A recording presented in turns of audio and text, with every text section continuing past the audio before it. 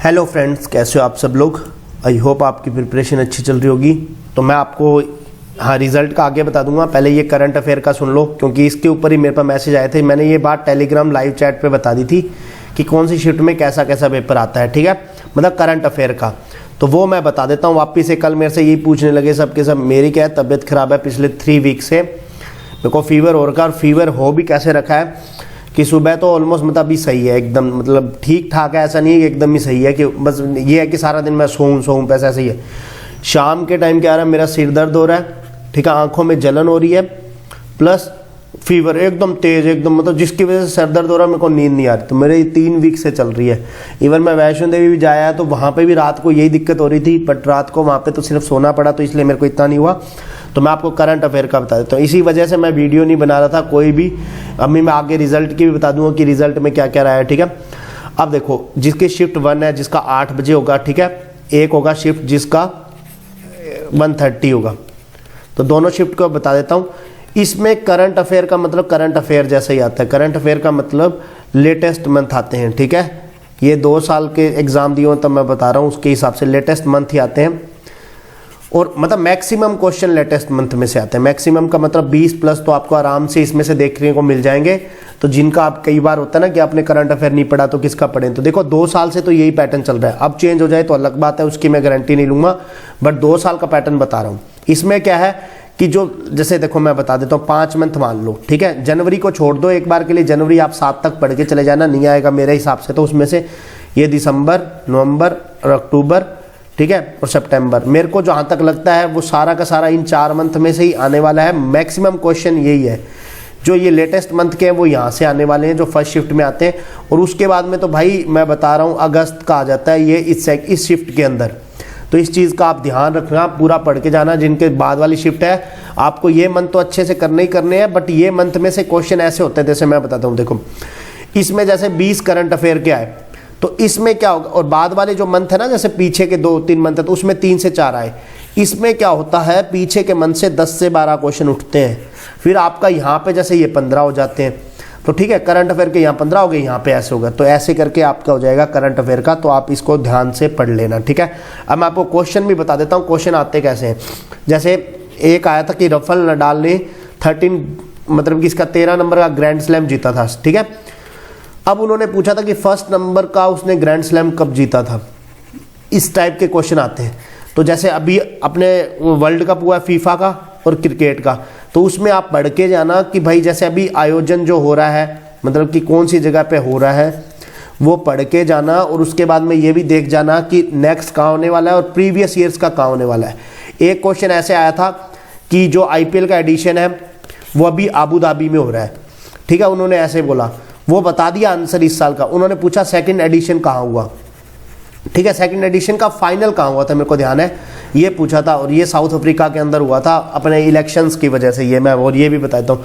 अब एक क्वेश्चन पूछा था, मतलब क्वेश्चन वैसे ही होंगे जो आपको याद होंगे कि हाँ लेटेस्ट ये क्वेश्चन। अभी जैसे आपको याद होगा कि भाई वर्ल्ड कप किसने जीता, फीफा वर्ल्ड कप अर्जेंटीना ने जीता है। बट अब वो तीनों जो बेस्ट फुटबॉलर, ठीक है, बेस्ट गोलकीपर, ठीक है, इमर्जिंग प्लेयर है जो यंग वाला, वो भी मतलब अर्जेंटीना का है, वो आप पढ़ के जाना। और अब एक क्वेश्चन पूछा था कि जैसे नीरज चोपड़ा था, वो उस टाइम पे उन्होंने ओलंपिक जीता था, तो नीरज चोपड़ा का भाला का वेट पूछ लिया था, ठीक है। तो अब सब पढ़ के तो नीरज चोपड़ा के बारे में, उसके गांव के बारे में, उसने क्या जीता, कितने किसको हराया, रनर अप कौन रहा, ये सब पढ़ के गए, बट उन्होंने भाले का वेट पूछ लिया था। तो इस टाइप से क्वेश्चन पूछे जाते हैं। और देखो मैंने स्टैटिक बैंकिंग के मैंने एक वीडियो बनाई थी अभी, उसके आप स्क्रीनशॉट ले लेना, ठीक है। इससे पहले ही वीडियो बना रखी है, वो उसके अंदर से 2 या 3 क्वेश्चन आपको सीधे सीधे मिलेंगे। आपको कुछ भी नहीं करना, वहाँ पे जाओगे आपको रूल्स पूछे जाते हैं कि ये बैंकिंग एक्ट कौन सा, ये कैसे था, तो वो आप वहाँ से देख लेना, ठीक है। अब बात आती है रिजल्ट की। तो रिजल्ट में भाई देखो SBI का तो देना ही देना है मेरे को, बट मेरा RRB का नहीं हुआ। RRB का नहीं हुआ, उसका मैंने स्कोर कार्ड है ना, मैंने टेलीग्राम पे शेयर कर दिया था।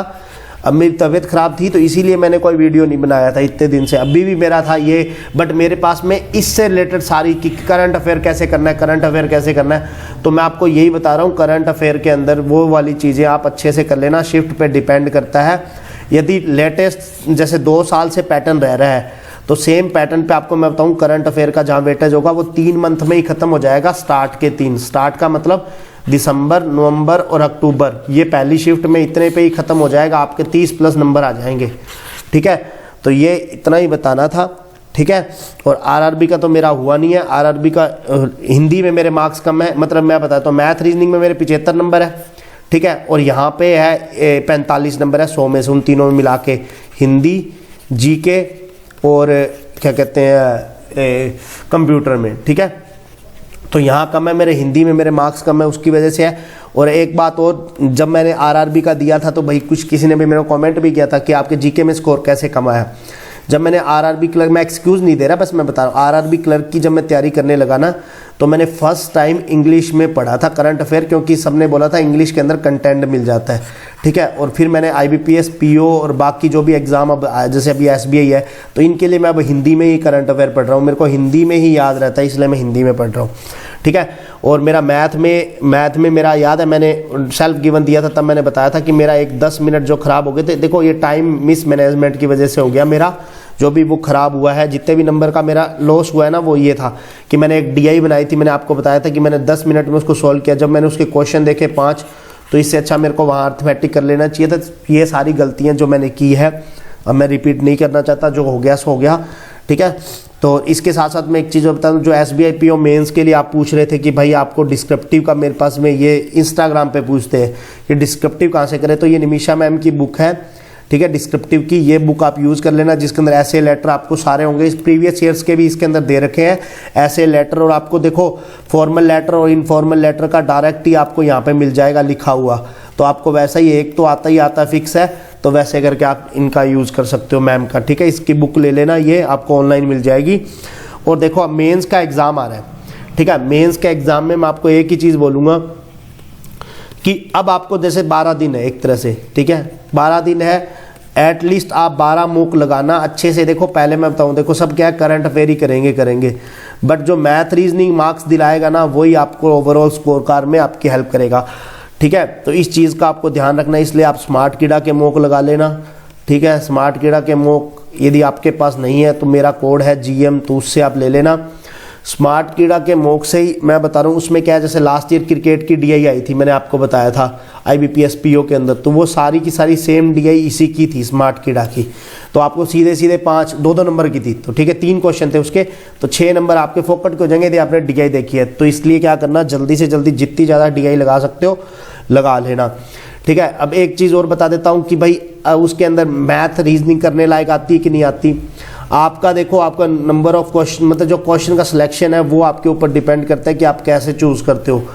आप जहाँ पे स्ट्रॉन्ग हो, एक पजल मैं बता देता हूँ यार, एक पजल तो फिक्स आती है, वो मैं बता देता हूँ। देखो 2 चीज़ है, मैं 5 मार्क्स का तो फिक्स बता देता हूँ, जो 2 साल से आ रहा है उसके ऊपर इनपुट आउटपुट आएगा, आप उस पर 5 मिनट 6 मिनट लगेंगे, कोई दिक्कत नहीं है। कई बार लास्ट ईयर तो मेरे से इजी हो गया, उससे पिछली बार मेरे 5 से 6 मिनट लग गए, बट आपके 5 मार्क्स इजीली मिल जाएंगे, तो आप उसको क्रैक कर सकते हो।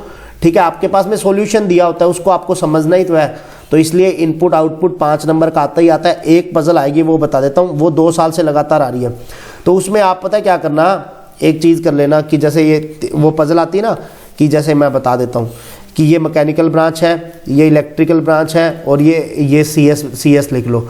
ठीक है, 7 लोग बैठे हैं, 3 लोग मैक्सिमम, ठीक है 3 लोग मैक्सिमम बैठते हैं, तो यहाँ 3 एक में 3 मैक्सिमम बैठते हैं, 2 से अधिक नहीं बैठते हैं, तो ये ऐसे करके 7 3 3 तो 2 के रेशियो में लोग बिठाने होते हैं। फिर वो बोलेगा कि ME के अंदर वो नहीं बैठेगा, जैसे R और F नहीं बैठेंगे, जैसे भी 7 लोगों के नाम होंगे तो वो नहीं बैठेंगे।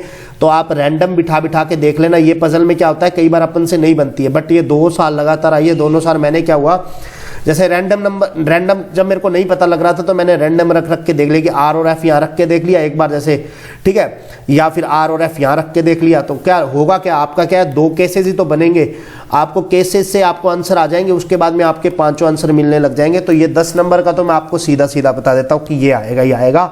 ठीक है, और क्रिटिकल रीजनिंग का देखो मैं आपको एक चीज बताता हूँ, 5 क्वेश्चन आप उनको पढ़ना आपको इजी लगेंगे, यदि आप उनमें से 2, देखो मैं बताऊँ 5 के 5 अटेम्प्ट करोगे ना, आपके 2 से 3 सही होंगे ही होंगे। यदि आप अटेम्प्ट ही नहीं करोगे तो फिर सही नहीं होंगे। थोड़ा बहुत मेंस में रिस्क ले लेना इस चीज़ का, क्रिटिकल रीजनिंग का। मैं आपको एक पीडीएफ प्रोवाइड कराऊंगा टेलीग्राम ग्रुप पे, ठीक है, तो वो ले लेना, मैं मतलब दे दूंगा आपको। उसके अंदर क्रिटिकल रीजनिंग आपको थोड़ा समझने में हेल्प हो जाएगी।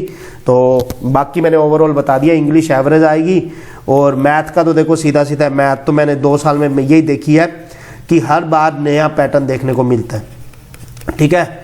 तो वो नया पैटर्न पे ही आएगा सारा। नया पैटर्न का मतलब क्वेश्चन नए होते हैं, आपने वो मॉक के अंदर ट्राई किए होंगे। आप मॉक देना, मॉक के अंदर आपने किए होंगे, आपको देखो 2 से 3, अब जैसे देखो 12 मॉक है, आज आप 12 मॉक देते हो तो 12 मॉक में 4-4 DI आती है, 48 DI। यदि आप 50 DI को भी अच्छे से करोगे तो आपकी 2 DI तो आपकी सेट बैठ ही जाएगी, ठीक है। तो मिलते हैं नेक्स्ट वीडियो में, तब तक के लिए स्वस्थ रहो, मस्त रहो। जय माता दी, बाय बाय।